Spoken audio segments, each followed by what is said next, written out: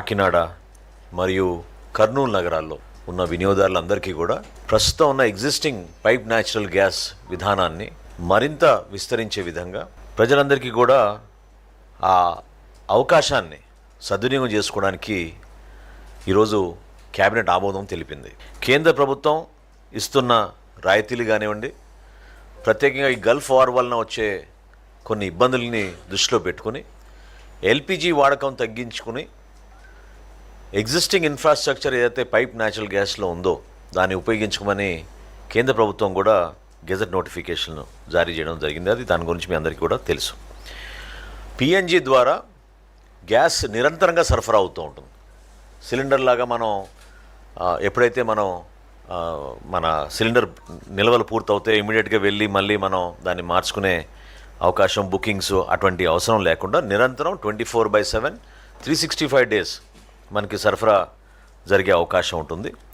అదే కాకుండా ప్రత్యేకంగా అపార్ట్మెంట్స్లో కానివ్వండి, ఇండస్ట్రియల్ యూనిట్స్ అంటే మన హోటల్స్, పెద్ద పెద్ద రెస్టారెంట్స్, వీళ్ళందరూ కూడా ఈ స్కీమ్లో ఉపయోగించుకుంటే కేంద్ర ప్రభుత్వం నుంచి మనం ప్రస్తుతం తీసుకునే ఈ కమర్షియల్ ఎస్టాబ్లిష్మెంట్స్ కోసం ఇచ్చే 10%ఏ కాకుండా అడిషనల్ 10% కూడా మనకు వచ్చే అవకాశం ఉంది. కాబట్టి దీన్ని ప్రమోట్ చేద్దామని ఈరోజు రాష్ట్ర కేబినెట్ ఒక నిర్ణయం తీసుకుంది. ప్రధానంగా ఆలయాల్లో కూడా తిరుమల తిరుపతి దేవస్థానం, విజయవాడలో మన దుర్గమ్మ ఆలయం, అదేవిధంగా ప్రధానమైన ఆలయాలు శ్రీకాళహస్తి, అన్నవరం, విశాఖపట్నంలో సింహాచలం, వీటన్నిటిలో కూడా ఇమ్మీడియట్గా ప్రత్యామ్నాయంగా పిఎన్జి ఫెసిలిటీ తీసుకోవాలని ఈరోజు గౌరవ ముఖ్యమంత్రి గారు కేబినెట్ సమావేశాల్లో సమాచారం అందించడం జరిగింది. వీటితో పాటు అన్నా క్యాంటీన్లన్నిటికీ కూడా మనం వీలైనంత త్వరలోనే ఈ ఏర్పాటు చేయాలని నిర్ణయించుకున్నాం. అయితే దీని వెనక నేపథ్యం కూడా మనం అర్థం చేసుకోవాలి. ఎందుకంటే ఇతర రాష్ట్రాలతో పోల్చుకుంటే ఆంధ్రప్రదేశ్ పొరుగు రాష్ట్రాల కన్నా మనకి అటువంటి ఫెసిలిటీస్ ముందు నుంచే ఉన్నాయి. మనకి పైప్ లైన్స్ ఉన్నాయి, బాటిలింగ్ యూనిట్స్ ఉన్నాయి, ఆఫ్షోర్ నుంచి ఆన్షోర్ వచ్చే కేపబిలిటీ మన రాష్ట్రానికి చాలా అధికంగా ఉంది. కానీ గత వైఎస్ఆర్సీపీ ప్రభుత్వంలో ఊహించని విధంగా జిఎస్టీని 5% కాస్త 25% పెంచడం వలన లబ్ధిదారులు చాలామంది దీనికి ముందుకు రాలేదు. సో ఒక ప్రాస్పెక్టివ్గా ప్రభుత్వాన్ని ముందు తీసుకెళ్లే విధంగా కంటెంపరీ ఆలోచనని గత ప్రభుత్వం పూర్తి స్థాయిలో నిర్వీర్యం చేసింది. ఈ ఆలోచన గురించి ఆలోచించినప్పుడు కూడా గౌరవ ముఖ్యమంత్రి గారు చాలా స్పష్టంగా ప్రస్తుతం మనం అమలుపరుస్తున్న దీపం పథకాన్ని పిఎన్జి సబ్స్క్రైబర్స్కి కూడా మనం ట్రాన్స్ఫర్ చేసే విధంగా మా డిపార్ట్మెంట్ని స్టడీ చేసి రమ్మన్నారు. దాని గురించి మేము ఈరోజు నివేదిక అందించిన తర్వాత ఈరోజు గౌరవ ముఖ్యమంత్రి గారి ఆధ్వర్యంలో కేబినెట్ సమావేశంలో మంత్రులందరూ కూడా ఆమోదించి దీపం పథకం కింద వచ్చే సుమారు 2,400 రూపాయలు ఆర్థిక సహాయం ఏదైతే మేము అందిస్తున్నామో దాన్ని పూర్తిగా ఎవరైతే కన్వర్ట్ చేసుకుంటారో ఎల్పిజి సిలిండర్స్ నుంచి పైప్ న్యాచురల్ గ్యాస్కి వాళ్ళకి కూడా వర్తించేటట్టు డైరెక్ట్ బెనిఫిట్ ట్రాన్స్ఫర్ డీబీటీ ద్వారా వాళ్ళ ఖాతాలోకి డైరెక్ట్గా అందించేటట్టు ఈ రోజున కేబినెట్ దానికి ఆమోదం తెలిపిందనే విషయం అందరికీ కూడా ఈరోజు మీ దృష్టికి తీసుకొస్తున్నాం. ఎక్కువగా ప్రాధాన్యత ఇచ్చి హోటల్స్ కానివ్వండి, మన అపార్ట్మెంట్స్ కానివ్వండి, త్వరలోనే వీటికి మున్సిపల్ అడ్మినిస్ట్రేషన్ నుంచి రావాల్సిన పర్మిషన్స్, శాంక్షన్స్, ఏదైతే పైప్ లైన్ వేసుకోవడానికి అనుమతులు అవసరమో అవి 24 గంటల్లోనే ఆ అనుమతులు ఇవ్వాలి. లేకపోతే deem to have been given అనే ఫెసిలిటీ కల్పించమని గౌరవ ముఖ్యమంత్రి గారు ఆదేశించారు.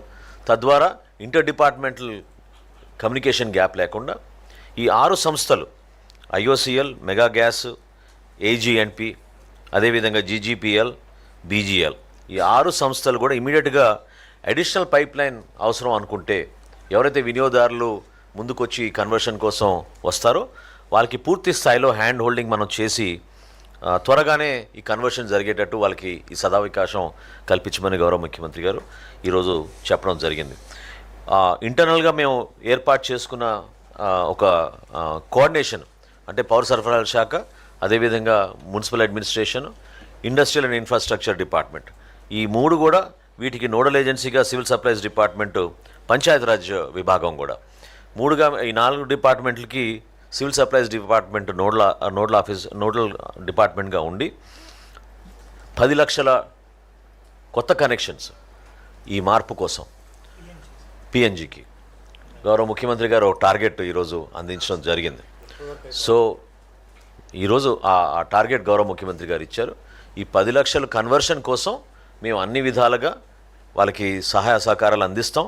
ఈ 3 డిపార్ట్మెంట్ల నుంచి కూడా మా డిపార్ట్మెంట్తో సహా ఎక్కడ కూడా ఇబ్బంది లేకుండా ఇమ్మీడియట్గా కనీసం ఈ నెల రోజుల్లో 1,00,000 మందికి ఇమ్మీడియట్ టార్గెట్గా పెట్టుకుని ఈ ప్రధానమైన నగరాల్లో ఈ పైప్ గ్యాస్ ఎక్స్టెన్షన్ చేసేటట్టు ఒక పక్కా ప్రణాళికతోటి రాబోయే రోజుల్లో వినియోగదారుల కోసం ప్రత్యేకంగా ఈ అవకాశాన్ని కల్పిస్తాం. ఎక్కడైతే నగరాల్లో already main trunk lines already ఏర్పాటు చేసుకున్నామో అక్కడి నుంచి మేము సబ్ లైన్స్ ఏర్పాటు చేయడం పెద్ద టైం కాదు. ఇందాక నేను చెప్పినట్టు ఎక్కువగా ఈ రెగ్యులేటరీ పర్మిషన్స్ కోసం డిలే అవుతోందని ఈ కంపెనీస్ గతంలో మాకు చెప్పారు. ఈరోజు గౌరవ ముఖ్యమంత్రి గారు చాలా స్పష్టంగా ఎంఐయుడి డిపార్ట్మెంట్కి ఐ డిపార్ట్మెంట్కి ఇద్దరికి కూడా చాలా క్లియర్గా చెప్పడం జరిగింది. 24 అవర్స్ లోపు మీరు శాంక్షన్స్ ఇవ్వాలి, ఇవ్వకపోతే it is deem to have been given అనే లైన్లో ముందుకెళ్ళమన్నారు. సో అది చాలా వేగవంతంగా వెళ్తుంది కాబట్టి వినియోగదారులందరూ కూడా మేము రాష్ట్ర ప్రభుత్వం తరఫున మా కూటమి ప్రభుత్వం అందిస్తున్న ఈ మంచి కార్యక్రమాన్ని సద్వినియోగం చేసుకోమని, తద్వారా పర్యావరణం గురించి ఆలోచించిన, ఎనర్జీ ఎఫిషియన్సీ ఆలోచించిన, ఖచ్చితంగా మీకు కాస్ట్ కూడా 30% వరకు తక్కువగా మీకు కాస్ట్ అవుతుందనేది విషయం సైంటిఫిక్గా మాకు వచ్చిన స్టడీలో చాలా క్లియర్గా ఉంది. కాబట్టి వినియోగదారులు దీన్ని ఉపయోగించుకోవాలి. దీపం సబ్సిడీ అయితే 2,400 రూపాయలు సుమారుగా మేము గతంలో 3 సిలిండర్లకు అందించామో ఆ సేమ్ దీపం సబ్సిడీ దీనికి ట్రాన్స్ఫర్ చేసి ఎవరైతే కన్వర్షన్లో పాల్గొంటున్నారో ఎల్పిజి నుంచి పిఎన్జికి వాళ్ళకి ప్రోత్సహించుకునే విధంగా రాష్ట్ర వ్యాప్తంగా మేము తీసుకెళ్తాం. ఇంతకుముందు నేను మీతో అన్నట్టు టోటల్ గ్యాస్ కనెక్షన్స్ మన దగ్గర దీపం కింద ప్రతి విడతలో కూడా సుమారు 93 నుంచి 94 లక్షల వరకు మనకి వినియోగించుకుంటున్నారు. వాళ్ళందరికీ కూడా ఒక టార్గెట్గా పెట్టుకుని రాబోయే రోజుల్లో మేము ఈ అవేర్నెస్ ప్రోగ్రామ్ ప్రజల్లోకి తీసుకెళ్తాం. ప్రతి ఒక్కరూ సహకరించమని, ఈ కార్యక్రమంలో భాగస్వాములు అవ్వమని మనస్ఫూర్తిగా మన పౌరులందరికీ కూడా పౌర సరఫరాల శాఖ నుంచి మేము ఈ సమాచారం అందిస్తాం. మీరు ఇంత చెప్తున్నారు, ప్రజలకు భరోసా ఇస్తున్నారు, గ్యాస్ ప్రాబ్లం లేదు, పెట్రోల్ ప్రాబ్లం లేదు అంటారు. కానీ చాలా చోట్ల గ్యాస్ సరఫరా ఆగిపోయింది, హోటల్స్ ఆగిపోయాయి. అలానే పెట్రోల్ బంకులు కూడా రాష్ట్రంలో చాలా చోట్ల కూడా ఆపివేస్తున్నారన్న ఒక ప్రచారం జరుగుతుంది. ఏంటి సార్, ఎక్కడ ప్రాబ్లం ఉంది? ప్రాబ్లం అంతా సోషల్ మీడియాలో ఉందండి. ఎక్కువగా ఒక భయాందోళన సృష్టించడానికి, ప్రజల్లో అభద్రత భావం పెంచడానికి కోసం వాళ్ళు చేస్తున్న ప్రయత్నం.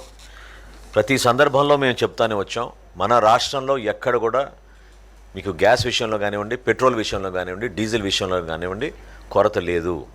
ఒక్క ఇండస్ట్రియల్ యూసేజ్ కోసం మాత్రం కేంద్ర ప్రభుత్వం ఇచ్చిన నిబంధనల మేరకు వాళ్ళకి 10% అని ఇనిషియల్గా మనం అందించాం. 10%ని 20%కి పెంచాం. అది కూడా ఇప్పుడు మనకి ఈ వారంలో పాఠశాలలు, విద్యాసంస్థలు, హాస్టల్స్ ఇవన్నీ కూడా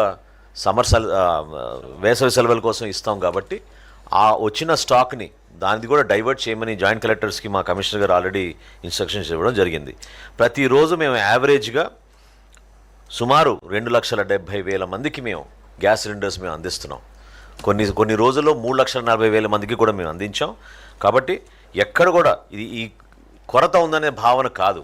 దయచేసి అర్థం చేసుకోవాల్సింది ఏంటంటే, ఒక 2 రోజులు ఇటువంటి సమాచారం క్షేత్రస్థాయిలో కావాలని ఒక భయాందోళన సృష్టించడానికి తీసుకెళ్తున్నారు. కాబట్టి ప్రజలు రియాక్ట్ అయ్యి 2 లక్షల బుకింగ్లు కాస్త ఒకే రోజున 5 లక్షల బుకింగ్లు చేయడం వలన ఆ బ్యాక్ ఎండ్ గ్యాప్ వచ్చింది తప్ప డెలివరీస్లో ఎక్కడ కూడా ఈ 3 ఆయిల్ కంపెనీస్ చాలా అద్భుతంగా రాత్రింబగలు కృషి చేసి ఈ కొరత లేకుండా వాళ్ళు చూసుకుంటున్నారు. దానికి మా డిపార్ట్మెంట్ నుంచి అన్ని విధాలుగా సహకరించుకుంటూ ముందుకెళ్తున్నాం.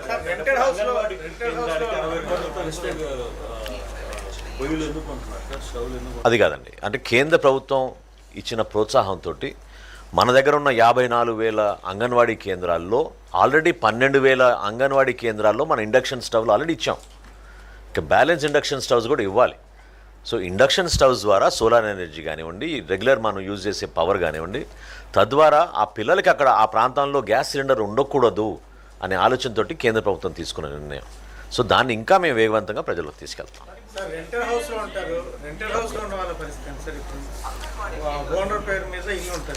ఇది అంటే ఇది అందుకే అన్నాం కదా, అపార్ట్మెంట్స్లో మేము ప్రయారిటైజ్ చేసుకుని ఈ 6 నగరాల్లో కూడా ముందుగా మేము పైప్ లైన్లు ఏర్పాటు చేయడానికి సిద్ధంగా ఉంటాం. అక్కడ ఎవరు నివసిస్తున్నా కూడా ఆ ఫెసిలిటీ వాడుకుంటారు. దానికి ఒక మీటర్ ఉంటుంది, సిస్టమ్ ఉంటుంది. వాళ్ళ పేరు మీద ఇప్పుడు వాళ్ళ గ్యాస్ కానీ వాళ్ళు ఎక్కడ వెళ్ళినా గ్యాస్ సిలిండర్స్ తీసుకుంటారు కదా, సేమ్ అదే విధానంలో. Aadhaar based applications, Aadhaar based connections, ఏదైతే మాకు దీపంలో మా లబ్ధిదారుల లిస్ట్ ఉందో సేమ్ లబ్ధిదారులు దీన్ని ఉపయోగించుకోవచ్చు.